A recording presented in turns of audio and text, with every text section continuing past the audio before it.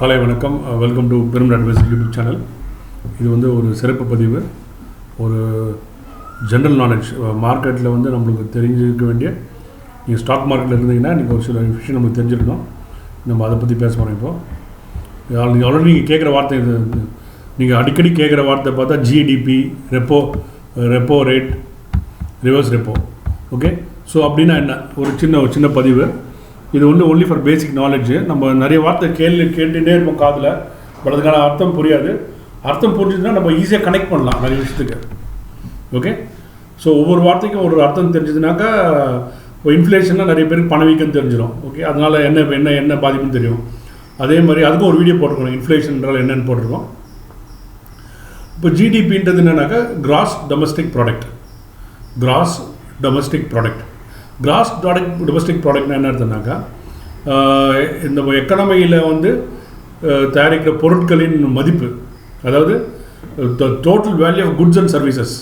அதாவது நம்ம பொருளை இப்போ நம்ம குட்ஸ் அண்ட் சர்வீசஸ்னால் எவ்ரி திங் இஸ் இன்க்ளூடட். ஒரு சார்ட்டர் அக்கௌண்ட் ஒரு சர்வீஸ் கொடுக்குறாருன்னா அது ஒரு சர்வீஸ். ஓகே, அவர் பில் பண்ணுறாருல, அவர் டேக்ஸ் கட்டுறாருல, அது ஒரு அமௌண்ட்டு, அது ஆட் ஆகும். பொருள் தயாரிக்கிறாங்க, software exporters, normal exporters, industrialist, auto ancillary, எல்லாமே வந்து பொருளாதாரத்தை சார்ந்தது தான். அவங்க என்ன வாங்கி என்ன விற்றாலும் அதனுடைய வேல்யூ வந்து கடைசியில் டோட்டலாக ஆட் பண்ணி அதுக்கு ஜிடிபின்னு சொல்லுவாங்க. ஓகே, ஸோ ஜிடிபின்றது ஒரு ஆக்சுவல் வந்து நம்மளுடைய பொருளாதாரத்தை குறிக்கிறது. நம்ம ஒரு டோட்டல் ஜிடிபின்றது total value of goods and services produce இந்த economy time frame, particular time frame. அது வந்து ஜென்ரலாக 1 year கால்குலேட் பண்ணுவாங்க. 1 year இந்த டைம் ஃப்ரேமில் வந்து எவ்வளோ க்ரோ ஆகிருக்குன்றது பார்க்குறதுக்காக. It also shows size of the economy. அதாவது ஒரு எக்கானமியோட சைஸ் எவ்வளோன்னு தெரியும். நம்ம total value of goods and service produce இந்த எக்கானமி. இப்போது நம்ம சிம்பிளாக சொல்லணும்னா, இப்போ ஒரு இண்டிவிஜுவல் இருக்காரு வச்சுக்கோங்களேன். இப்போது அவர் மாதம் வருமானம் வந்து ஒரு 50,000 வருமானம். அவர் வந்து ஒரு 20,000 செலவு பண்ணுறாருன்னு வச்சுக்கோங்களேன். அவருடைய வீட்டு செலவுக்கு 20,000னாக்கா, ஓகே, அந்த 20,000 தான் அவர் கான்ட்ரிபியூட் பண்ணுற ஜிடிபி. ஓகே, அவர் அந்த 20,000 எப்படி செலவு பண்ணார்? இல்லை, வீட்டுக்கு வந்து ரேஷன், வீட்டுக்கு வேண்டிய பொருட்கள் வாங்குவார், டிவி வாங்குவார், ஃப்ரிட்ஜ் வாங்குவார், எல்லாமே அதில் அடக்கம். ஓகே, இப்போ நீங்கள் வந்து ஒரு மாதத்துக்கு வீட்டுக்கு என்னென்ன செலவு பண்ணுறீங்க? காய்கறி, ப்ரொவிஷன்ஸு, பெட்ரோலு, தியேட்டரு, இதெல்லாமே வந்து நீங்கள் எப்போல்லாம் நீங்கள் வெளியே போய் செலவு பண்ணுறீங்களோ, நீங்கள் வந்து ஜிடிபிக்கு பணம், அந்த பணத்தெல்லாம் மொத்தமாக சேர்த்து தான் டோட்டல் ஜிடிபி கால்குலேட் ஆகுது. ஓகே, ஏன்னா தயாரிக்கிற பொருள் நீங்கள் வாங்குறீங்க, புரியுதுங்களா? அவங்க தயாரிக்கிறாங்க, நீங்கள் செலவு பண்ணுறது அதை நீங்கள் வாங்குறீங்க. ஸோ அதுதான் அதனுடைய வேல்யூ. ஸோ இப்போ நீங்கள் 50,000 சேவ் பண்ணி ஏர்ன் பண்ணி 20,000 நீங்கள் செலவு பண்ணாக்கா 20,000 தான் உங்களுடைய கான்ட்ரிபியூஷன் டு ஜிடிபி. ஓகே, இப்போ வந்து 30,000 செலவாகுதுனாக்கா எக்ஸ்ட்ரா 10,000 நீங்கள் கான்ட்ரிபியூட் பண்ணுறீங்க கவர்மெண்ட்டுக்கு, எக்கானமிக்கு, ஓவரால் எக்கானமிக்கு. ஸோ ஜிடிபின்றது, ஸோ இது அதிகமாக நல்லது. இப்போ நீங்கள் வந்து அதிகம் செலவு பண்ணணும்னு கிடையாது, ஆட்டோமேட்டிக்காக நடக்கும். அது நம்ம வந்து நம்மளை அறியாமையே நம்ம வந்து ஜிடிபிக்கு கால்குலேட் பண்ணுவோம். எப்படின்னா, ஃபார் எக்ஸாம்பிள், இப்போ நீங்கள் ஃபஸ்ட்டு வந்து வேலைக்கு போகிறீங்கன்னா, வண்டி 2 வீலர் ஒரு 2 வீலர் வாங்குறீங்க. 2 வீலர் வாங்கும்போது அது மூலமாக கான்ட்ரிபியூட் பண்ணுறீங்க ஜிடிபிக்கு. அது நிறுத்துறீங்களா? ஒரு 3 வருஷம் பார்த்து கார் வாங்குறீங்க, இன்னும் அதிகமாக ஜிடிபி கான்ட்ரிபியூட் பண்ணுறீங்க.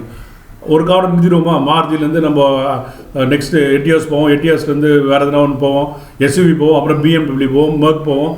ஸோ இதெல்லாம் வந்து ஒவ்வொரு லெவல் நீங்கள் ஏறும்போதும் நீங்கள் கான்ட்ரிபியூட் பண்ணுற வேல்யூ தான் அது ஜிடிபி. ஸோ அதனால் எவ்ரி இண்டிவிஜுவல் வந்து என்ன செலவு பண்ணாலும் அது ஜிடிபி தான். அது கான்ட்ரிபியூட்ஸ் டு ஜிடிபி. அதை ஒரு தயாரிக்கிறத நீங்கள் வாங்குறீங்க, இன்டெரக்ட் நீங்கள் கான்ட்ரிபியூட் பண்ணுறீங்க. ஸோ இந்த total value of goods and services, அது எவ்வளோ ப்ரொடியூஸ் ஆகுது அது நீங்கள் வாங்குறீங்க. நீங்கள் 5 வருஷத்துக்கு முன்னே ஒரு கார் வாங்குறீங்க, இஎம்ஐ 10,000 கட்டுறீங்க. இப்போ 5 வருஷம் முடிஞ்சு போச்சு, இப்போ பெரிய கார் வாங்குறீங்க, 20,000 இஎம்ஐ கட்டுறீங்க. அப்படின்னா நீங்கள் என்ன பண்ணுறீங்க? 10,000 எக்ஸ்ட்ரா ஆட் பண்ணுறீங்க ஜிடிபிக்கு. You can do the next level.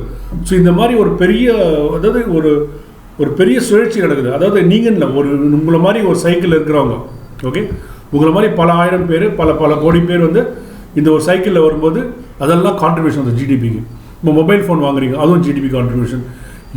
எந்தெந்த பொருள் தயாரிக்கிறது அது நீங்கள் கன்சியூம் பண்ணுறீங்களோ அதோடைய டோட்டல் வேல்யூ தான் எக்கனாமிக்கு அதுதான் டோட்டல் ஜிடிபி. ஸோ அந்த ஜிடிபி க்ரோ ஆகுனாக்கா கான்ஸ்டண்ட்டாக பொருள் வாங்கிட்டே இருக்கணும், கான்ஸ்டண்ட்டாக தயாரிக்க பொருளாக விற்கப்பட்டுனே இருக்கணும். விற்கப்படாத பட்சத்தில் ஜிடிபி கீழே போல் நெகட்டிவ் ஜிடிபின்றாங்க. அப்படின்னு என்ன அர்த்தம்னாக்கா போன வருஷம் போன மாதம் வந்து 1,00,000 கோடி 1,00,000 ரூபாய்க்கு பொருள் தயாரிச்சிருக்காங்க, ஒன்றுமே விற்கல, ஒரு கார் கூட விற்கல ஏப்ரல் மாதம். ஸோ அப்படின்னு அர்த்தம் அது ஒரு நெகட்டிவ் ஜிடிபின்னு அர்த்தம். ஜிடிபியில் நெகட்டிவ் கான்ட்ரிபியூஷன் அது. ஓகே, ஸோ இப்போ ஜிடிபின்னா என்னென்னு உங்களுக்கு புரிஞ்சுக்கணும். பேசிக்கலி ஜிடிபி என்றால் என்னென்னா total value of goods and services produce in economy. Okay, அதுதான் ஜிடிபி. அது வந்து ஒரு டைம் ஃப்ரேமில் கால்குலேட் பண்ணுவாங்க. It shows the size of the economy. Okay, இதுதான் ஜிடிபி. அடுத்து நம்ம கேள்வி ரெப்போ ரேட். ரெப்போ ரேட்னா என்னன்னாக்கா ஆர்பிஐ வந்து பேங்க்ஸுக்கு லெண்ட் பண்ணுறது தான் ரெப்போ ரேட். இப்போ பேங்க்குக்கு என்ன ஆகும்னாக்கா ஒரு டைம் சம்டைம்ஸ் வந்து பேங்க்கு ஒரு பர்டிகுலர் டைம் ஃப்ரேமில் கையில் இருக்க பணத்தோடு அதிகம் லெண்ட் பண்ணுவாங்க. அவங்க அதிகம் லெண்ட் பண்ணக்கூடாது, அது தனியாக ஒரு வீடியோ போடுறேன். இப்போ அவங்க வந்து 100 ரூபா வாங்குறாங்கனாக்கா ஒரு 80 ரூபா லெண்ட் பண்ண முடியும். 90 ரூபா லெண்ட் பண்ணிட்டாங்கன்னா 10 ரூபா ஷார்ட்டேஜ், அதை வந்து ஆர்பிஐலேருந்து பாரோ பண்ணுவாங்க. டெம்பரரி ஷார்ட் டேர்மாக பாரோ பண்ணுவாங்க. ஷார்ட் டேர்மாக பாரோ பண்ணிவிட்டு என்ன பண்ணுவாங்க, அந்த 10 ரூபாய்க்கு என்ன பண்ண டெபாசிட் ரைஸ் பண்ணிவிட்டு ஆர்பிஐக்கு பணம் திருப்பி கொடுத்துருவாங்க. இது ஷார்ட் டேர்ம் லெண்டிங். பேங்க்ஸுக்கு லிக்விடிட்டி. இப்போ எனக்கு நம்மக்கிட்ட பணம் ஷார்ட்டேஜ்னா பக்கத்து வீட்டார்கிட்ட நம்ம போய் வாங்குற மாதிரி,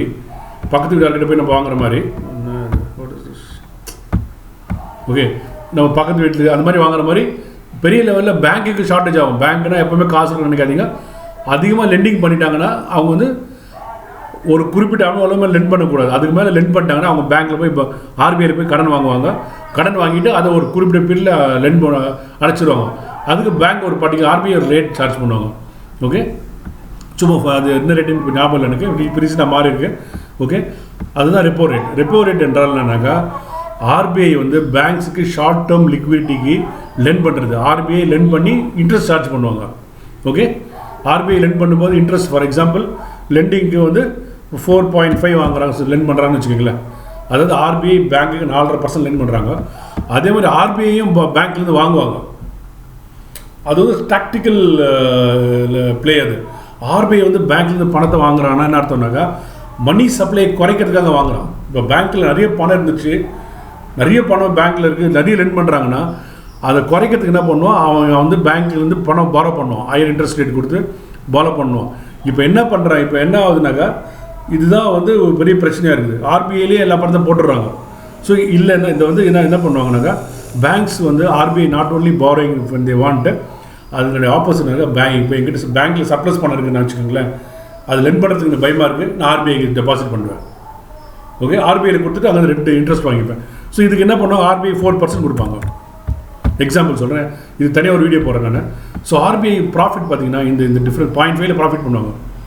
இதுதான் அவங்களுடைய இந்த 0.5ன்றது பல லட்சம் கோடியில் 0.5 கணக்கு போட்டுக்கோங்க. அதுவே பல 1000 கோடிக்கு போகும். ஓகே, ஸோ ரிவர்ஸ் ரெப்போனா என்னன்னாக்கா ஆர்பிஐ வந்து பேங்க்கிட்டேருந்து பணத்தை ஒன்று டாக்டிக்கல் ஸ்ட்ராட்டஜிக்காக மணி சப்ளை குறைக்கிறதுக்காக வாங்குறது. ஓகே, அது ஒரு ரீசனாக இருக்கும். இல்லை பேங்க்குக்கு லெண்ட் பண்ண பேங்க் வந்து வெளியில் லெண்ட் பண்ண பணம் இருக்கா, எங்கே லெண்ட் பண்ணுன்னு தெரியல. ஓகே, ஸோ அந்த பணம் வேஸ்ட்டாக இருக்குது, அவன் போய் ஆர்பிஐயில் டெபாசிட் பண்ணுவான். ஸோ ஆர்பிஐ ஒரு இன்ட்ரெஸ்ட் ரேட் கொடுக்கும். ஸோ இது it works both way. So repo ரேட்னா என்னன்னாக்கா ஆர்பிஐ வந்து பேங்க்குக்கு லெண்ட் பண்ணுறது.